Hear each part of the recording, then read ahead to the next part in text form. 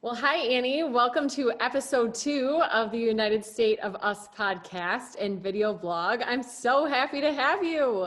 Oh, thank you so much for having me. I'm so honored to be here chatting with you today. Well, Annie is a mom and a wife and a realtor, and also, lucky girl, my high school classmate. So even though we're slightly older than high school now, I'm so happy to reconnect with you and anxious to talk to you today about career and motherhood. Yeah, it's going to be fun. Let's get into it. Can you give us a little bit of a bio of your life right now, all the different titles and roles you're holding currently in your life? Yes. So, as you mentioned, I'm a mom to four kids here, one waiting for us in heaven. So, mom to five, really, before that I'm responsible for. And I am married to my college sweetheart. We've been married since 2006, so 14 years. And just in the past few years have gotten back into the real estate world and am helping buyers and sellers here in the Lake Country area of Wisconsin make good buying and selling decisions. So that's where I'm at in my life right now. I'm also a kind of avid, I guess I would say, DIYer, and I have a huge love of interior design and decorating and staging. And so that's something that I'm going to be kind of expanding my business into this next year, and I'm really excited about. But that is kind of where I'm at right now. Taxi driver, I guess. I've got a lot of different hats that I wear. Chef, homework Yeah. helper. Yep. Thankfully for right now, a title you do not hold for all of the kiddos is online teacher, COVID Yeah. school teacher. I was a little nervous. I'm not going to lie. I was a little nervous last night when the press conference came on that I was going to be homeschooling again. And that was not going to end well. Yeah, I'm not put out for it. Let's although just I'm say, a although I'm a teacher by trade, I'm so happy to not be teaching my kids at home right now. well, one, it's different when you're doing it at home, I feel like. Two, when it's your own kids. And it just is like such a stressful situation being in the middle of like the pandemic with so much restriction as it is, and then you're thrown into this like situation where, oh, okay, now I have to figure out how to teach you and not set you back for life because you're now in first grade and need to know how to read. And you don't want to learn from your mother. Well, that is another thing too. Like we had so many tears every day because I don't know what I'm doing and they don't trust me. And never mind the fact that like somehow I made it through school. I got good grades and I do know how to do a little bit of a little bit. So, whatever. Yes, Is what we can leave that job to the professionals right now, thankfully. For sure. 100%. I don't have the patience for it. That is really what it comes down to. I don't have the patience for it. I With know. my I have friends who said, but you're a teacher, so this is probably a lot easier for you than maybe it is for me. And I said, yes, but I am not my children's teacher. I am much more patient with other people's children Yeah. than my And own. don't you think too, when it's just one-on-one, it's a different dynamic when they don't have the other kids to play off of, at least for my kids. 100%. 100%. I absolutely agree.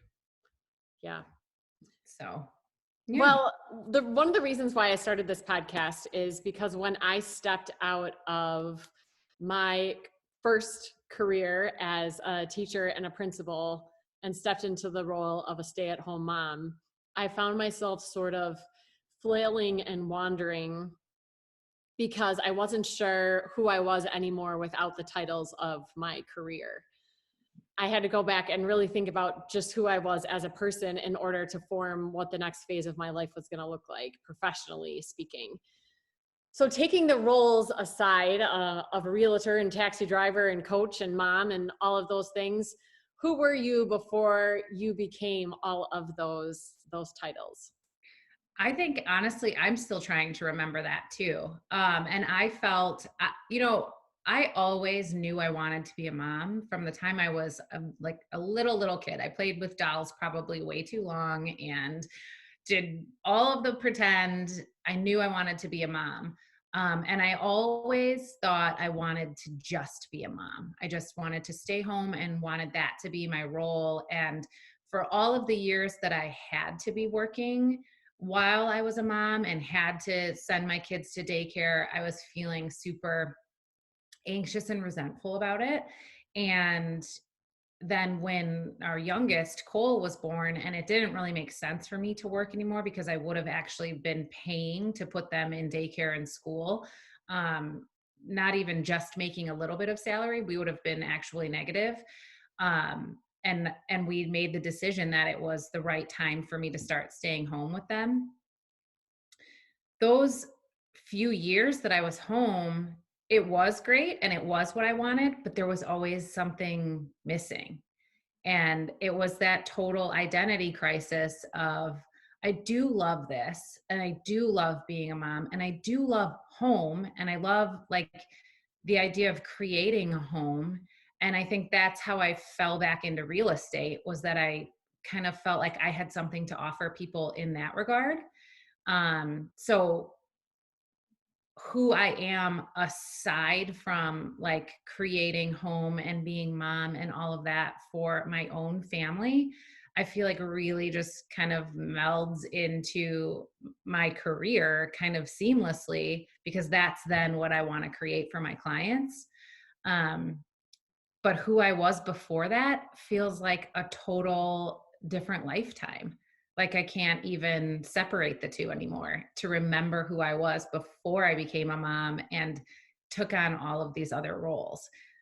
And I wonder too, if when my kids are gone, I'm going to be one of those people that really struggles, because so much of my identity is wrapped up in my kids, and I'm doing my best to create a career and a life that contributes to my family, that will kind of be able to continue after they've moved out and moved on with their Right. lives and don't need me as much anymore.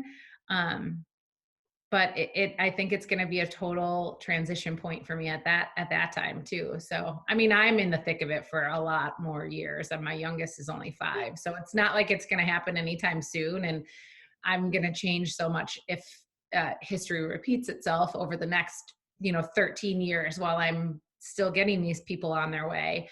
But I feel like that is something that is just so consistent among all of my mom friends, Yeah. is that whole identity crisis of, even though this is what I wanted and I want to be home with my kids, I just feel like I have more to offer. Absolutely. Absolutely. I love that you brought up the who you were has led you to where you are now, that there is that connection to the old version of you, the you before all of these roles, yet it almost feels difficult to connect with that person because there is such a transformation that takes place when you become a parent. Yeah. Um, there's an undeniable transformation. In fact, I feel like there has never been a better exercise for me in continuing to raise myself and grow than there has been in raising my own children, because it forces you to continue to grow and evolve and change, and I like to think become a better person because Yeah. they make you better. Totally. And I think, going through what we went through with losing Jack too, it's hard for me to even remember life before that point, because obviously that was such a transformative experience for Justin and me, that it's almost impossible to go back to who you were before an experience like that. And then with it, it's hard to remember, how did I even process things before I went through this loss and before I knew, what I know now about life. Yeah, just speaking to that point, Annie, how has motherhood shaped you as a person? I mean, you're alluding to the transformation in career, you're alluding to the struggle of losing a child, and how that transformed you. But how do you think that transformed your view of what motherhood means for you? hmm I think in a lot of ways, motherhood's made me aware of my own shortcomings. Yeah. I think, so I think Yeah. That is one thing, like motherhood will knock you down a peg. Like if you have an ego, there is no ego in motherhood. And it starts, with childbirth and you lose Humbling, all of your humbling. shame. And Yeah. then, your kids just have a way of kind of bringing you back down to reality and humbling you. I would say motherhood has been the most humbling experience of my life. If for starters, beyond that, I think, motherhood has taught me to be a little bit more patient in some regards. Of course, I always look through my day at the end of the day and think of all of the places where I could have been more patient and maybe not so quick to shout or say a word that I shouldn't say and all of this. But it's also kind of just made me realize that things are going to happen the way that they're going to happen, right? God's got this big plan for us. He's got a plan for our kids. And our job as mothers and parents is to help kind of usher our kids through that plan and become who he needs us to be in order to fulfill that role for them. So it's kind of just taught me to be less attached to my plan and more able to kind of just roll with things, though that is always a constant struggle for me too. It's just my personality. I'm a planner. You're the same. Like if it doesn't go according to plan, I do have a hard time with it, but I'm learning that, sometimes your kids are not going to be who you thought that they were going to be, and you have to just be okay with that. Yes, and I not only be who maybe a different version of a picture that you had in your Yeah, mind, but that it requires a different version of you correct. to best serve them. Right. I really struggle with that sometimes. Sometimes I need to be a version of me that makes me super uncomfortable.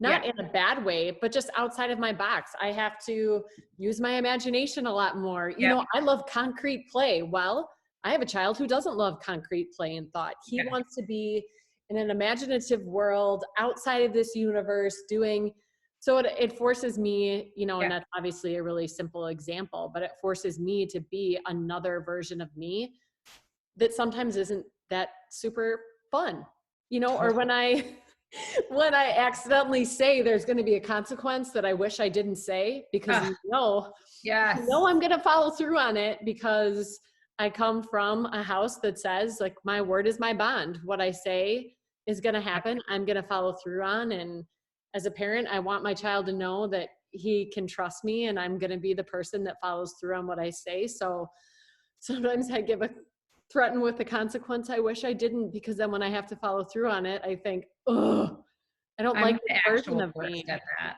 I'm the worst because I always list the most extreme consequence. Like you can't leave the house until you turn 17, and then I'm like, "Ah, come on, you can't do that." But I love what you said about kind of having to become a different version of yourself, because I would, growth, adaptability, like the art of negotiation, like these are all things that serve me in my career that have,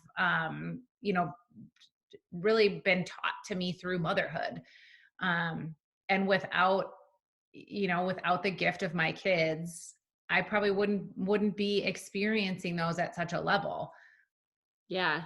So you talked about your first portion of your career when you first had kids. What were you Mhm. doing then? Like, was the beginning of your career what you went to school for?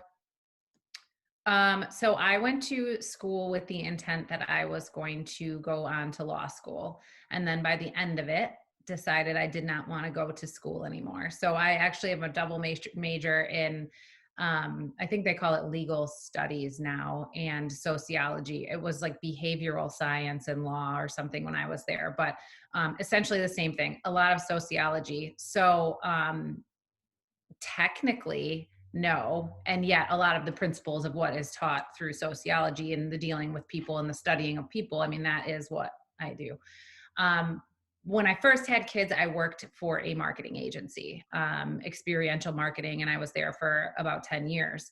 Um, and And I loved it. I did. It was, it wasn't what I had envisioned. I didn't envision that I was going to be dropping my kids off at daycare and going to like a 9 to 5. That's just not the plan that I had for myself. It's the plan that God had. But, you know, now here we are in a totally different situation. And, as is the case with many things, you look back and go, yeah, that actually was really valuable to me at that point in my life. I met people at that job that I'm still good friends with that are helping me in my business today. I met people and was shaped by friendships that I made there in, ways that just as a person I needed. I had a support system in the company that I worked for when I went through, the most terrible experience of my life. So if I had just been home when my son died, I probably would not have survived it the same way that I did. Right. Having to go to work gave you the sense of probably maybe a different purpose or a different accountability to just move your body through the grief Yeah. versus, And just having the people and the support system. yeah. So So think that do you think that looking back now, leading up to ending the first portion of your career, you said obviously financially it made sense and it just was something you'd always wanted to do, to stay home. And so although you loved and valued your career, there were some portions of it that you resented as well because you wanted to be home. Looking back now, do you think you knew what it would be like to be a stay-at-home mom? Or do you think you had idealized the situation for yourself prior to staying home? yeah, I had no idea what I was in for. I mean, it is a full-time job, right? And so I think, like, as moms, we all work, right? It's just that Totally. we're all working moms, whether we're at home with our kids all day or we have a job that gives us a paycheck, whether that's working from home and earning that paycheck or going to an office every day and earning that paycheck. But it's really easy to think like, I just want to be home with my kids like all day long when you're only actually spending like 3 hours with them a day, because it is very taxing. It is very taxing work. Like there's being a homemaker and a mom, like it's a big job. And I always thought I was cut out for it. And it turns out I'm not. I needed the break. It turns out, and homeschool again taught me this. I love my people so much more when we get a break from each other during the day. And I'm sure that they feel the same way about me. Like my I, mom is so yeah. much cooler when I don't have to spend 24 hours a day with her. Yeah. I'm sure what my kids are thinking. You Yeah. know, it's And just, I asked that because I absolutely idealized yeah, what staying home with my kids was going to be like, and and idealized the just amazing homemaker that I was going to be once I started doing it. oh, totally. And I'm then going to do all this. And yeah, yes, yes, and the meals and then I was looking around my house like I'm not sure I'm very good at this, and B, it is really hard to discipline yourself enough to do certain things during the day when your time and your schedule are not dictated yeah, by a certain expectation that somebody else sets for you. It is a yeah, different skill. I have, friends that stayed at home from the time that their babies were born, and I honestly look at them and think, you are a saint, because I'm not sure I would have made it if I was home with my kids when they were babies. I think yeah. I would have been completely insane. I I also realized about myself too that I'm the kind of person that needs to be busy in order to stay productive. If I have nothing that I have to do, or like a timeline, no timeline that I have to do, I get distracted and I start too many different things. And I think I learned some things about myself too when I was home, like with my kids. Like I'm really good with them when they're in like the baby stage. And then once they get to the point where like they want me to play with them and stuff, I'm not that mom. I don't play well. I don't like that's why I have so many kids so they can play together. I'm just, I'm not, and I have a harder time. I feel like when I have all of this time with them, I have a harder time kind of soaking up those moments that I really should be soaking up.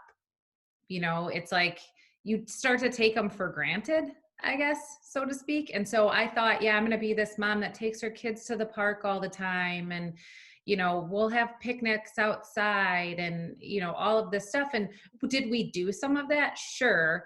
But I just feel like I didn't, I didn't live up to my own expectations that I had for myself.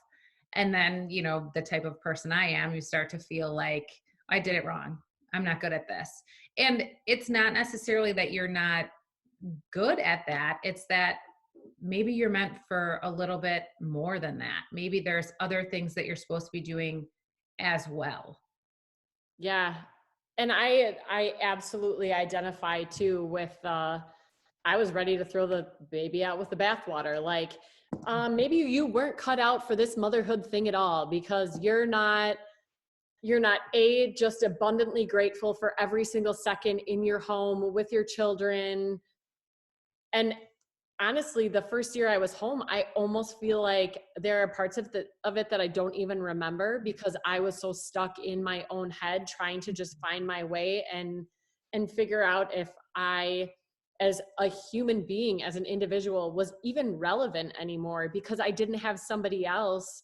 And this sounds probably pretty vain and self-serving, but like I didn't have anybody else saying, yes, you met that mile marker, or you achieved this, or yes, you checked off this mark for our business, or you achieved this goal. I was setting all of those things for myself. And when you're at home and your measure of success is the things around your home that really everybody takes for granted after a while because it's the home, or your measure of success is the little people that you're forming that are still forming as human beings that cannot be checked off. Yeah. It's really easy to say, well, maybe I wasn't just cut out for motherhood at all. Yeah. Yeah. 100%. I have said to my children, to my husband, and to God like a million times, like, why did you give me all of these children? This is not what I'm made for. And they all just kind of laugh at me and they're like, you need to take it down a notch because I'm a total Enneagram 3 and I'm a words of affirmation love language. And the little people don't give you the words of affirmation. Like they don't tell you you're doing a good job. I've actually started to kind of train my kids to like tell me when I'm doing a good job because I need to hear it. Like I didn't do it intentionally, but like they'll come up to me and be like, Mom, this looks really nice. Like, oh, yes. I'm a 3 too, Annie. I'm a 3 also. Yeah. And so you need those benchmarks and you need the recognition of like, good job well done, Yes. Yeah. Yes. And then once I realized that about myself, I can also appreciate more of what my kids need. I do feel like recognizing that in myself has made me a better mother because I Yeah. have one of my children is absolutely words of affirmation and that is his love language, that and quality time. Yep. And the other one's like physical touch. Yes. He needs it in a different way than I do. Yeah. But that's okay. Yep. So I feel like that portion of it has made me a better mom. Yeah. I agree. Understanding yourself first is a key to being able to, and I think in any relationship, but definitely with the kids too, and recognizing, and I mean, I have 4 very different personalities in this house and they clash quite often. And then I get frustrated and I am not the same as most of them. Like there's bits of me I see in each of them, but it's very hard to raise a child who is a different personality type than yours, in the same way that it's very hard to raise a child that's like exactly the same personality as you, I think. Yeah. But I have a really hard time, like with the ones that are so different than me. I'm like, I don't understand.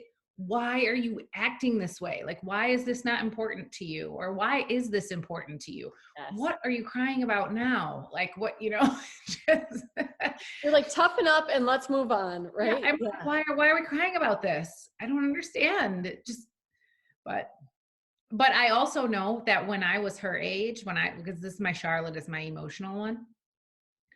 I um I was super probably emotional like that too. I'm super emotional now. And so sometimes I see her and I'm like, "Oh God, did she learn that from me or is that just her? Like Yeah. did she see that that's my reaction to stuff?"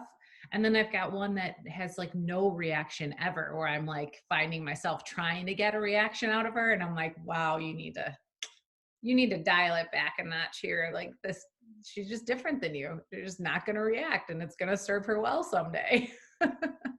Yeah. It's the trials and tribulations of motherhood and trying to make sure you're serving each one of your kids' needs. Yeah. So if you think about that period of time when you were home and before you got back into realty, if you can just walk us through the 2 weeks before you decided, like, this is it, I have to do it, I am being called back to it, or was it a need or a want or a passion, a desire? Can you just walk us through what that transition back to the career looked like? Back into real estate. Correct. Yeah. I don't know that it was that short of a time period. I think it was something that was kind of always bubbling up in me. I would say probably a good year before I actually reinstated my license and jumped back into it. Justin and I started having conversation about how like I should get back into real estate. I think we had some interactions with different agents that we kind of felt like, I mean, they weren't the greatest experiences, and he sort of started to plant the seed with me to say like, you would really be so much better at this than so many of these agents that we see out here. And I don't think that's necessarily it. It's just that I do feel like I have something to bring to the table and something to offer people. Um, and it was kind of a time where like we were getting to the point that Cole was going to start going to school, and what was I really going to do all day? And was I going to be, feel like, I don't know, was I going to be bored? Was I going to feel like I wasn't contributing? Um, Part of it, to be honest with you, was that I was feeling really, and I did not anticipate this at all. I did not think that this was going to be an issue for me, but I was feeling like I was a financial burden on our family because I wanted to go do things. I wanted to buy things. I wanted to spend money, but I wasn't bringing anything in. And so all of that, all of the bills, like, and everything was falling to my husband. And I was feeling really guilty about that, which I did not expect would happen at That all. was horrible for me, like paralyzing. I had never Yeah. not contributed before. And I was like, I hate feeling like a burden. So I Yeah, and totally, I didn't anticipate that, and I hated it, and so I felt like I need to contribute to this family, and Justin would kind of talk me out of it and say, "You are contributing by being here with these kids. What it would cost to replace the time that you spend driving these kids everywhere and helping these kids with homework and doing all of the stuff that you do, cleaning and cooking and all this." He said, "We like, there's no way that we could afford to replace that." And I just kind of said like, yeah, I mean, I get that. And I appreciate that you're saying that.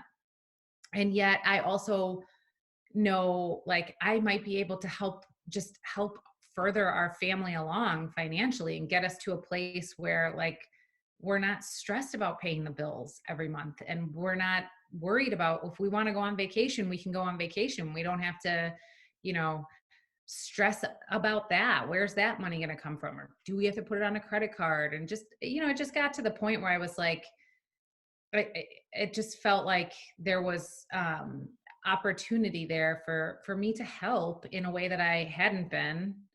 And I think there's kind of I don't know, a pathway to it. Like those 3 years that I was home, like exclusively home with the kids. I mean, because it was Cole and it was Charlotte for a while. Maddie and Sam were both in school full time. I think that's where I was needed at that point. Even if I felt maybe a little unfulfilled in areas or felt like I was falling short and wasn't contributing financially, it's where my family needed me to be. And then I started to feel like, okay, these guys are all going to be in school and I can help out in a different way now because I'm going to have more time, and then I'll get, bonus something else out of it too. Well, and I totally resonate with not expecting to feel that way about the finances. And then just realizing too that that is something that you value about yourself, that financial contribution that maybe you didn't realize you valued before because it was just there when you were working. Yeah. And two, I have this thing about I only have two boys, and I want my boys to know that men and women can both contribute in this way to a family, and that it's important that not only is it important in our marriage and in our family and our line of values for men to contribute to their family in the ways that maybe are thought of as more traditionally female roles, but that women can also be breadwinners and women can also hold positions in their career that are important and be really important pieces of their family when they're supported by strong and loving husbands, which is like you talk about how Justin said, but we could never replace what you're doing at home. And that's a conversation that we still have to this day when I say, maybe this is my time, maybe I need to go back, maybe I need to, and he says, just so you know, I've never felt like you held more value than what you hold right now for our family. Yeah. You know? Yeah. Which brings up another, interesting thought and realization for me too, in that I didn't get back into the workforce with the intent to kind of prove anything to my kids. But along the way, it has been something that's become important to me, especially the older my kids get, both my girls and my boys.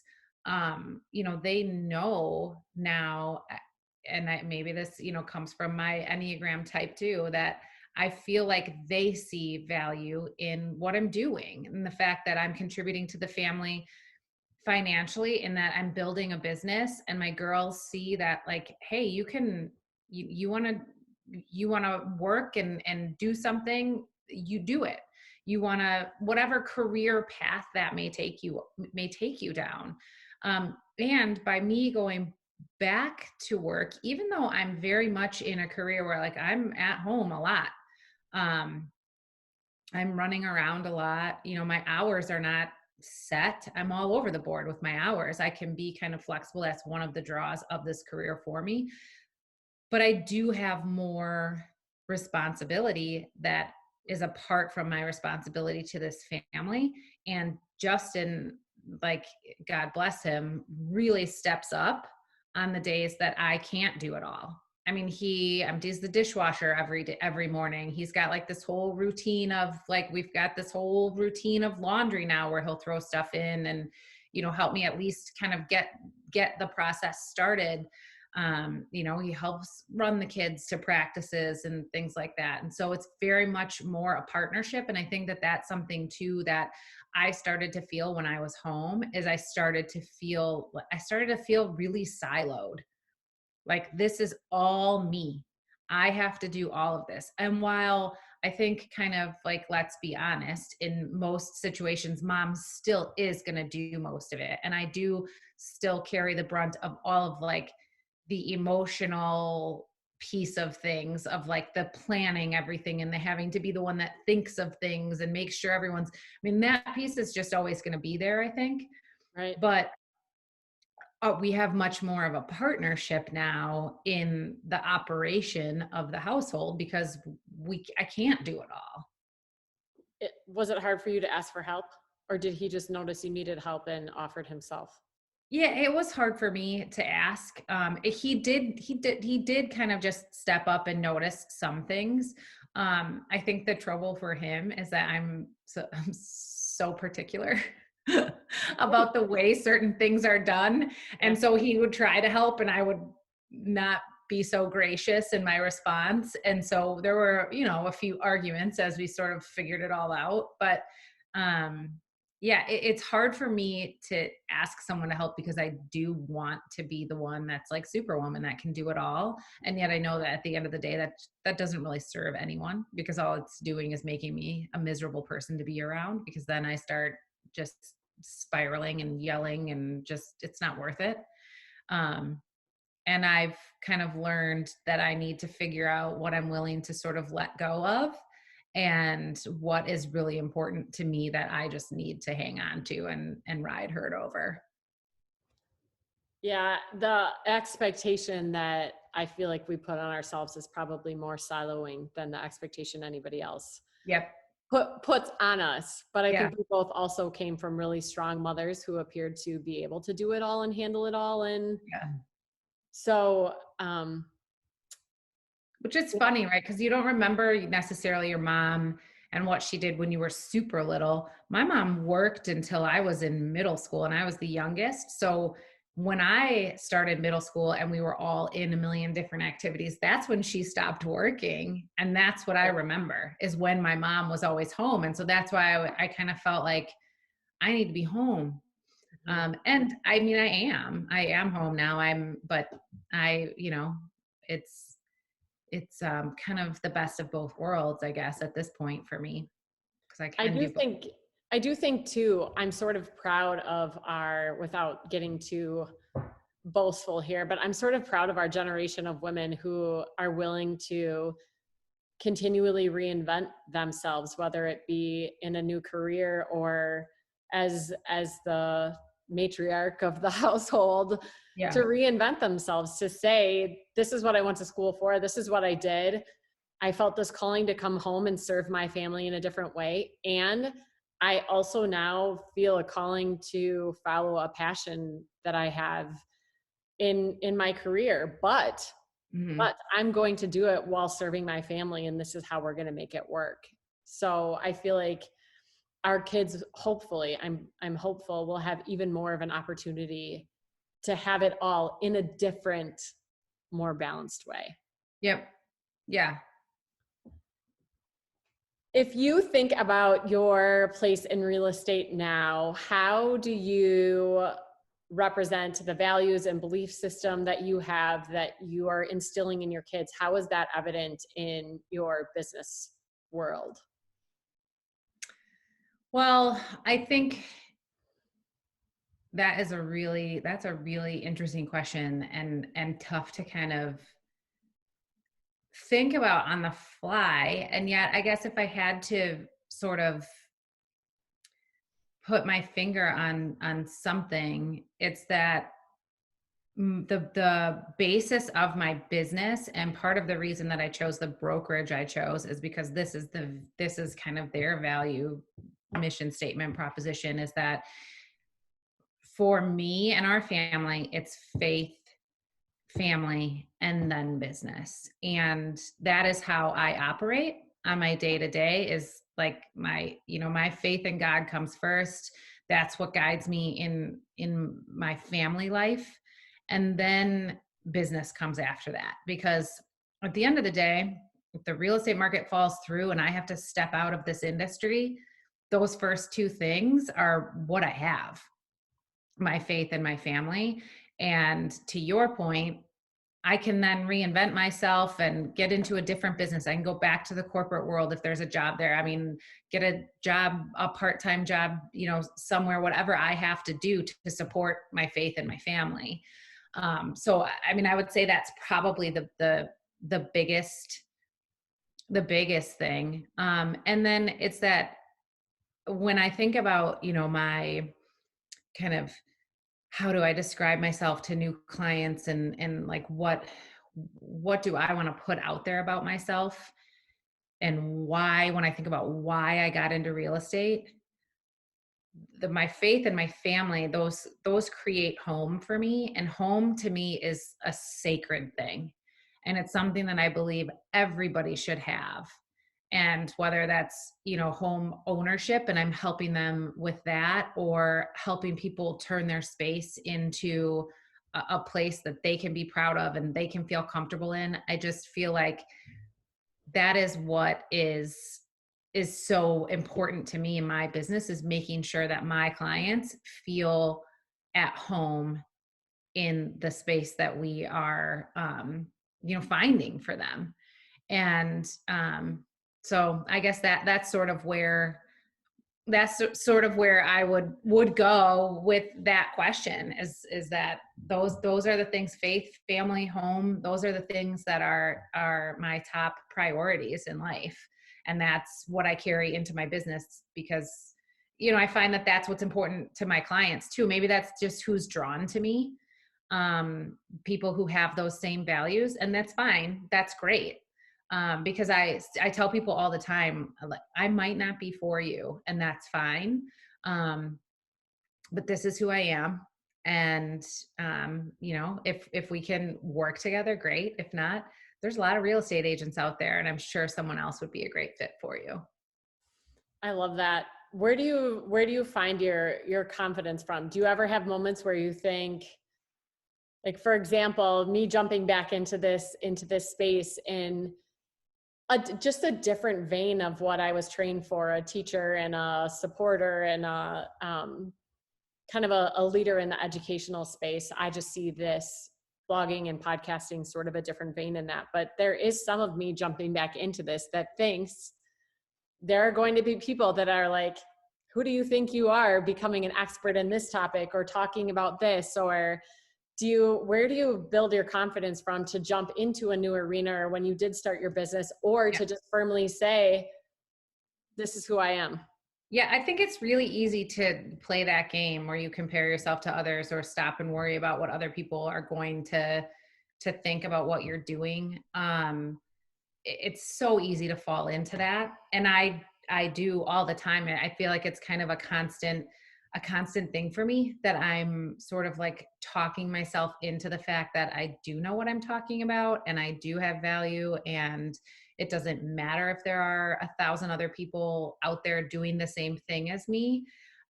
This is where I'm supposed to be. And, it, you know, when I think back on the times that I've felt most confident, I go back to my faith, and it comes back to the times when I have had the best connection with God, when I have taken the time to, journal or pray or study the Bible.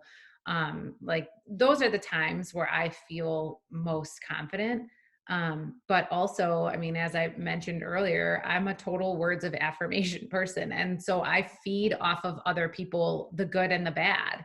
So when I get positive feedback from friends on social media that they really like the content that I'm producing, or when I get like good feedback from buyers and sellers that I've helped, that they loved working with me and the experience was great, I feed off of that. And conversely, if I feel like I've disappointed someone, or I feel like someone is like, someone questions me about maybe something that I'm putting out there, I can spiral.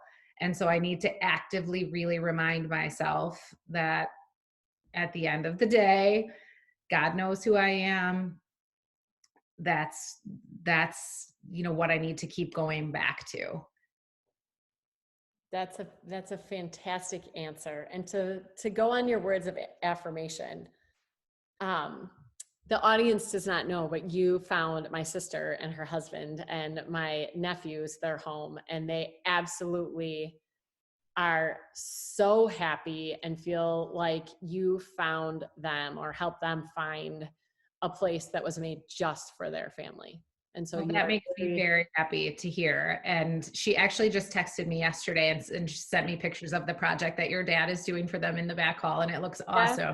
And I said, keep sending me these updates. This is like what I live for, is the conversations, because I think about my clients like probably way too much. I think about them throughout the process all the time, like how are things going for them? And sometimes I remember to check in, and sometimes it's a thought and I don't get a chance to check in. And so when they check back in with me to keep me posted on how things are going with their house, it makes me so happy to just know that they're in the right spot. And she did tell me that actually a couple weeks ago too, that they are so happy in their house and that they are so happy with all the extra space that they have now. So that's what makes it worth it to me, that because there are difficult transactions too. And I know that there are, people that I have disappointed unintentionally. And we learned from that. This year has been a huge year of growth for me. It's been my best year in business, just volume wise and number of transactions and all of that. I pay attention to the numbers just because it's my business and I have to know where I'm at to kind of be able to plan where I'm going. It's not what drives me. It feels good to be doing well. But I take I've done made a really conscious effort this year when I'm in the middle of a struggle to just stop and step back and go, okay, how can I use this to help my clients going forward?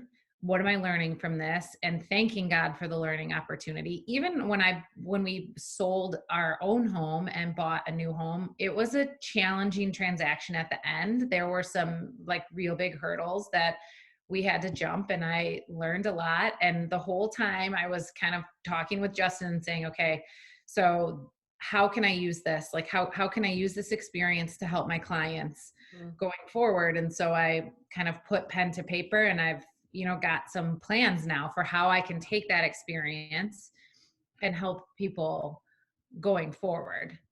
Because I feel like my industry, like what drew me to it and what I felt like I had to offer was kind of the relational aspect of it. And I've worked with some really great agents that are very relationship focused, but I've also worked with agents that are super transactional. And I just feel like it's so much more than that. It's, yes, there are pieces of the puzzle they are a business transaction, 100%. But this is where your family's going to live. And whether you're a single person that's buying their first home, or like a family that's, moving up into a new home, or an older couple maybe that's downsizing, like this is home.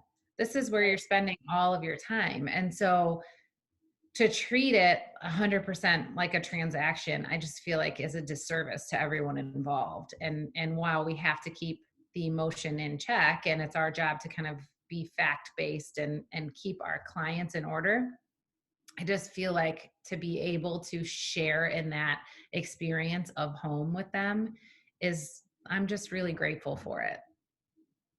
That's what makes you good at your job, though, I'm sure. I hope so. Yes, I am certain it does.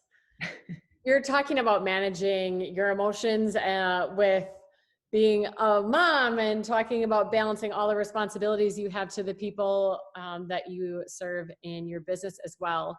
Do you have a specific strategy? Because I feel like everyone who is a parent and has a career, or maybe just a parent, who knows, but gets overwhelmed, gets overwhelmed parenting and working through, whether it is giving birth to a business or something that you're really involved in already.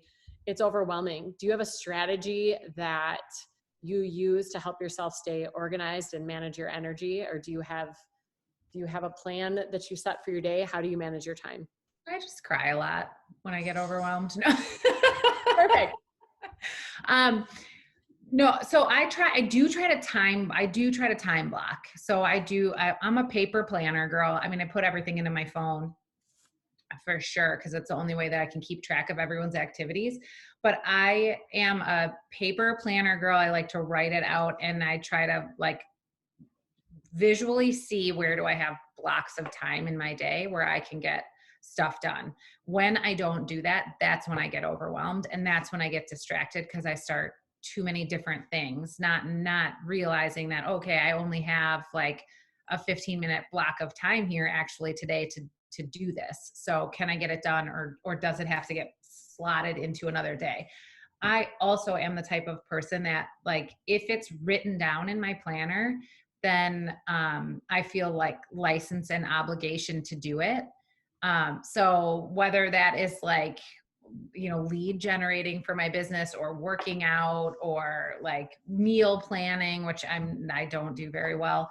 Whatever it is, if I write it down in there, it has to get done in that time. So that helps me stay on track. And I just have to kind of make sure to keep myself in check to actually sit down and do it and just develop those habits. When we moved like 6 weeks ago now. I got out of my routine and my habit. And I felt so out of sorts. When I have my day set to know, like, okay, 7 a.m. I'm going to work out, and then I'm going to, shower and get ready. And by 9 a.m. I'm sitting down to do this for 2 hours or whatever. I'm just a better person when I have it planned and routine. So, but I mean, that being said, also the nature of my business is that sometimes I have to be ready to drop stuff and go.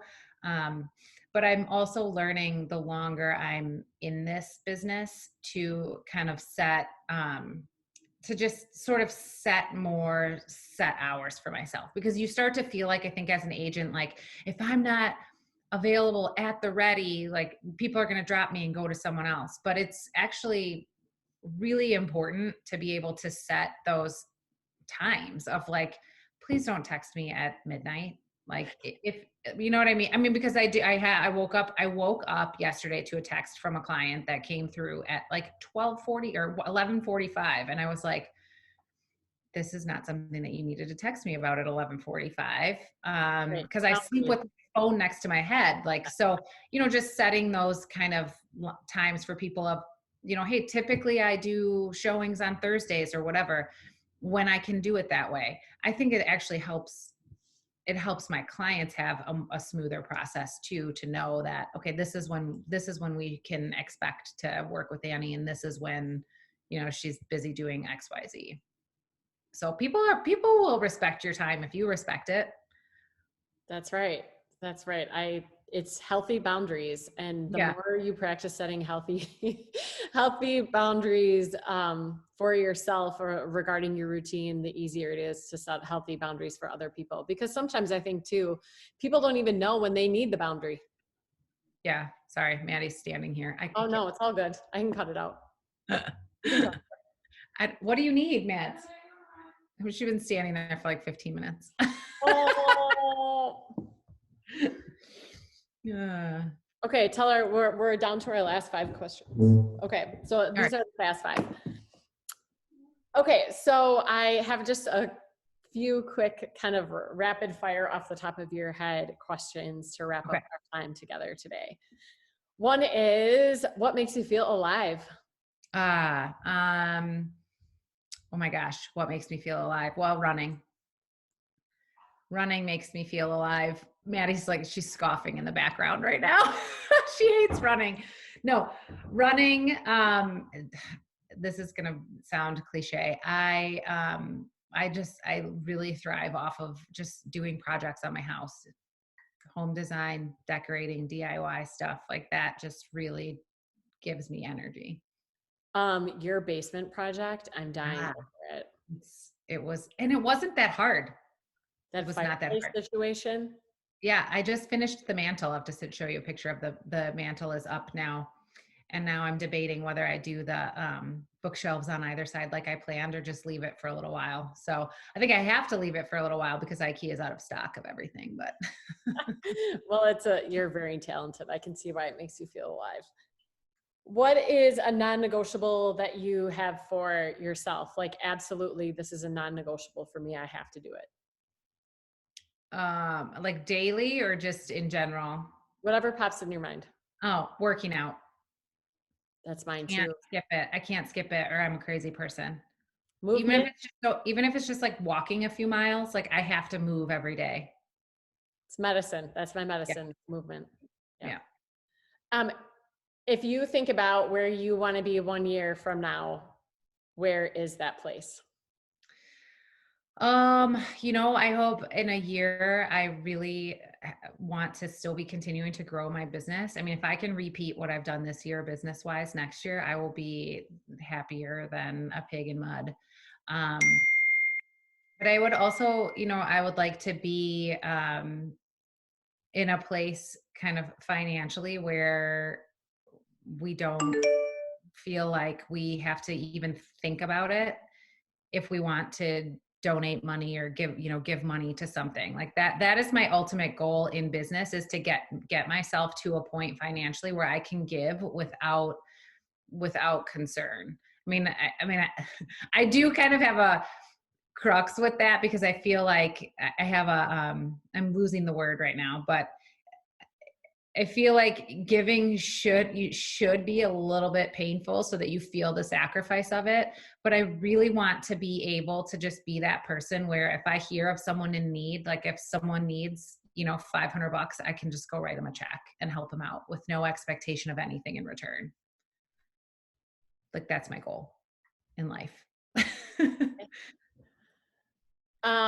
Do you have a mentor, and has mentorship played a role in your life, in your success? I don't have a mentor that is assigned to me per se. I pull inspiration from so many people in my industry, and outside of my industry. One of the reasons I love social media is because I have access to so many people throughout the country and the world. So there are there are several agents that I feel like inspired by and drawn to, and that I do kind of reach out to for support in that regard.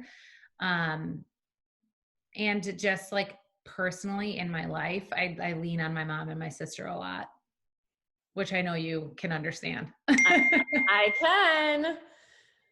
And the last one is, if there's somebody listening right now who has the itch to phase into something that feels a little bit scary and uncharted, at least in their own life, what would you say to them? Go for it. The fact that it's scary means it's worth it, and that's what you're supposed to do. If you're not scared, then you're not dreaming big enough. Amen. Not dreaming big enough. It's all a little scary, right? Right. Yes, I always say that the reason why I knew I had to do something was that how I felt about myself if I didn't do something was a lot scarier than how I might feel if I was brave enough to just try it. Yeah, and you just figure it out. A lot of people, I think, don't get started because they don't know where they're going. You Yeah. just figure it out as you go. I mean, if you look at so many different successful people have all said, I had no idea how I just knew I was going to start this business. I knew I was going to, I knew I was going to do it. I didn't have the framework for it. Like that. Do you ever listen to the How I Built This podcast? Mm-hmm. Yeah. So I feel like so many of those stories start with like, we didn't know what we were doing. We just started. Like, Yeah. you just got to do it. Sometimes you figure it out along the way. We're so afraid of other people's judgment, and listen, I get it. I am too. But you just have to do it. Starting is the first step, and you figure it out along the way. And if you don't, then you don't, but at least you tried. Yes, at least you tried. I agree 100%. Then you can live with yourself knowing that you put in the work. Right. Well, Annie, this concludes the second episode of the United State of Us podcast. And Great.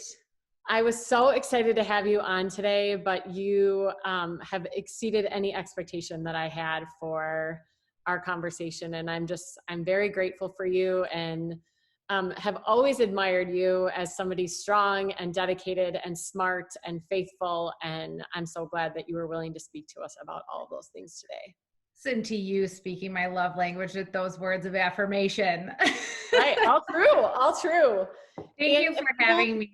I'm so grateful that you thought of me to interview. I really appreciate it. If people want to find you on social media or connect with you in real estate and life, where would they find you? Yep. I'm on Instagram at Annie.Staebler.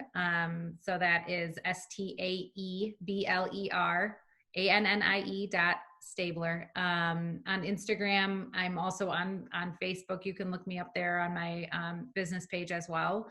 But Instagram is probably the easiest way to find me.